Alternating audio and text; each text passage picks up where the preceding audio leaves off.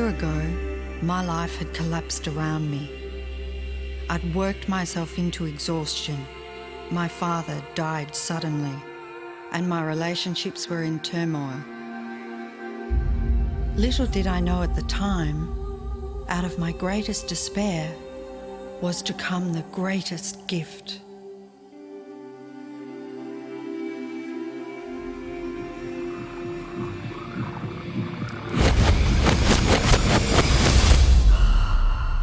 I'd been given a glimpse of a great secret.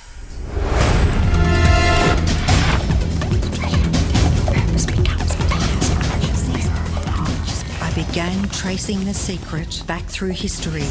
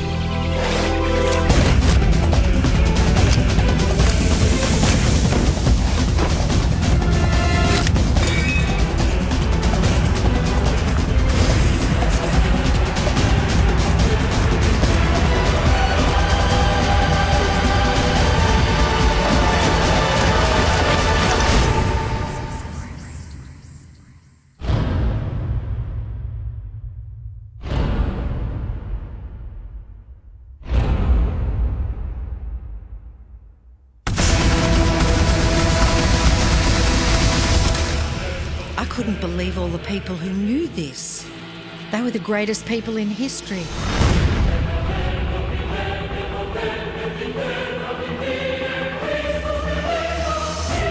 Why doesn't anyone know this? All I wanted to do was share the secret with the world. I began searching for people alive today who know the secret. One by one, they began to emerge.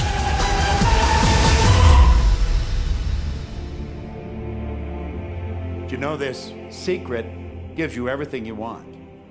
Happiness, health, and wealth. You can have, do, or be anything you want. We can have whatever it is that we choose. I don't care how big it is.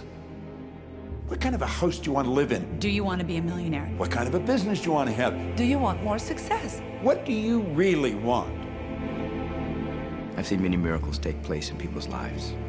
Financial miracles, miracles of physical healing, mental healing, healing in relationships. All of this happened because of knowing how to apply the secret. This is the great secret of life.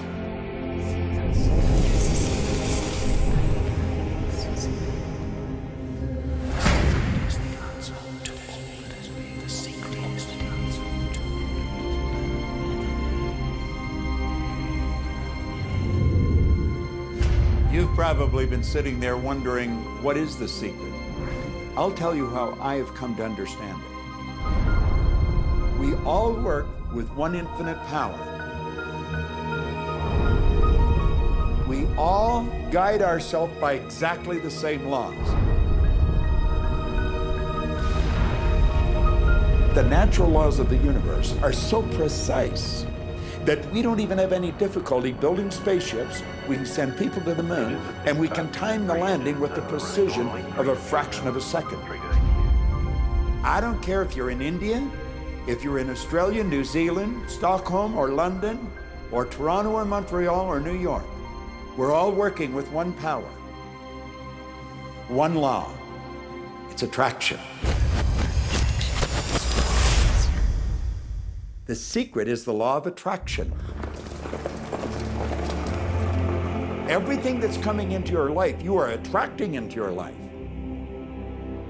And it's attracted to you by virtue of the images you're holding in your mind. It's what you're thinking. You see, whatever is going on in your mind, you are attracting to you. Now, wise people have always known that. You can go right back to the ancient Babylonians. They've always known this. It's a small, select group of people. Why do you think that 1% of the population earns around 96% of all the money that's being earned? Do you think that's an accident? It's no accident. It's designed that way. They understand something. They understand the secret. And you are being introduced to the secret. The simplest way for me to look at the law of attraction is if I think of myself as a magnet, and I know that a magnet will attract to it.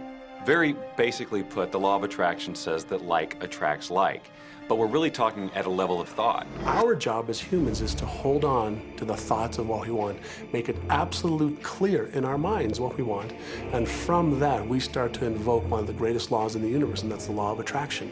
You become what you think about most, but you also attract what you think about most. If you see it in here, you're going to hold it here. And that principle can be summed up in 3 simple words. Thoughts become things. What most people don't understand is a thought has a frequency. Every thought has a frequency. We can measure a thought. And so if you're thinking that thought over and over and over again, or if you're imagining in your mind, okay, having that brand new car, having the money that you need, building that company, finding your soulmate, if you imagine what that looks like, you're emitting that frequency on a consistent basis. Thoughts are sending out that magnetic signal that is drawing the parallel back to you. See yourself living in abundance, and you will attract it. It always works. It works every time with every person. Here's the problem. Most people are thinking about what they don't want, and they're wondering why it shows up over and over and over again.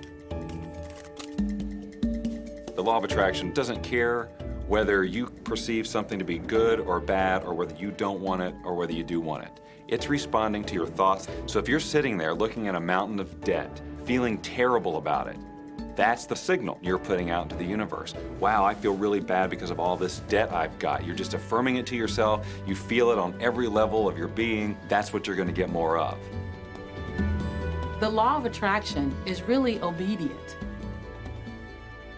When you think of the things that you want and you focus on them with all of your intention, the law of attraction will give you what you want every time. When you focus on the things that you don't want, I don't want to be late, I don't want to be late,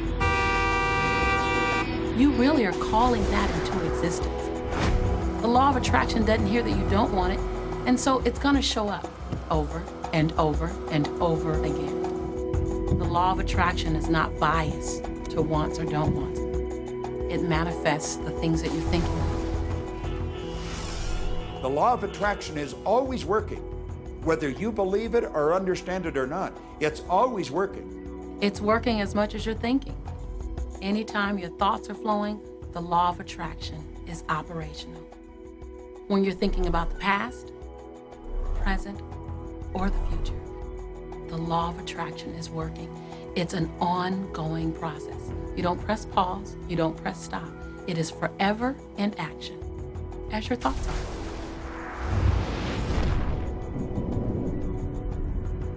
Creation is always happening. Every time an individual has a thought or a prolonged, chronic way of thinking, they're in the creation process. Something is going to manifest out of those thoughts. Law of attraction says, we'll give you whatever it is you say and focus on. And so if you're complaining about how bad it is, what you're creating is more of how bad it is. Oh, look, I got that.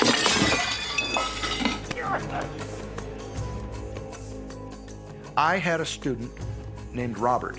Robert was a gay man, and he was taking an online course I have, part of which entails email access to me.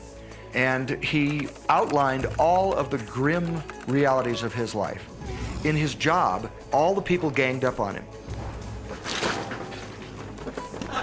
And it was constantly stressful because of how nasty they were with him. When he walked down the street, he said every block he was accosted by homophobic people who wanted to abuse him in some way. He was wanting to become a stand-up comedian. And when he went out and did a stand-up comedy job, everybody heckled him about being gay. And his whole life was one of a lot of unhappiness and misery, and it all focused around this idea of being attacked because he was gay. I began to teach him that he was focusing on what he did not want. I directed him back to his email that he sent me and said, read it again. Look at all the things you do not want that you're telling me about. And I can tell you're very passionate about this. When you focus on something with a lot of passion, it makes it happen even faster. And then he really started taking this thing about focusing on what you want to heart. And he began really trying. What happened within the next 6 to 8 weeks was absolutely a miracle. He said that all the people in his office that had been harassing him either transferred to another department, quit working at the company, or started totally leaving him alone, and he began to love his job. He noticed that when he was walking down the street that nobody came up to him and harassed him anymore. They just weren't there. I am a very, very gay man. When he went and did his stand-up comedy routines, he started getting standing ovations and nobody was heckling him. His whole life changed because he changed from focusing on what he did not want, what he was afraid of, what he wanted to avoid, to focusing on what he did want. So we may be very positive in our outlook and orientation, and we tend to attract positive people and positive events and circumstances. We may be very negative in our orientation or very angry, in which case we tend to attract negative, angry people and negative, angry circumstances. And so you end up attracting to you the predominant thoughts that you're holding in your awareness, whether those thoughts are conscious or whether they're unconscious. That's the rub. If you look very carefully when it comes to the secret and the power of our mind, and the power of our intention in our daily lives, it's all around us. All we got to do is open our eyes and look. You can see law of attraction everywhere. You draw everything to yourself. The people, the job, the circumstances, the health, the wealth, the debt, the joy, the car that you drive, the community that you're in, and you've drawn them onto you like a magnet. What you think about, you bring about. Your life is a physical manifestation of the thoughts that go on in your head. I mean, I'm not talking to you from the point of view of just wishful thinking or imaginary craziness. I'm talking to you from a deeper, basic understanding. Quantum physics really begins to point to this discovery. It says that you can't have a universe without mind entering into it, that the mind is actually shaping the very thing that is being perceived. Now, if you don't understand it, doesn't mean you should reject it. You don't understand electricity, probably. First of all, no one even knows what electricity is, and yet you enjoy the benefits of it. Do you know how it works? I don't know how it works, but I do know this, that you can cook a man's dinner with electricity, and you can also cook the man. People oftentimes, when they begin to understand the great secret, become frightened of all of these negative thoughts that they have. Two things they need to be aware of. One, it has been proven now scientifically that an affirmative thought is hundreds of times more powerful than a negative thought. So that eliminates a degree of worry right there. And the second thing is that thank God there's a time delay, that all of your thoughts don't come true instantly. We'd be in trouble if they did. The time delay serves you. It allows you to reassess, think about what you want, and make a new choice.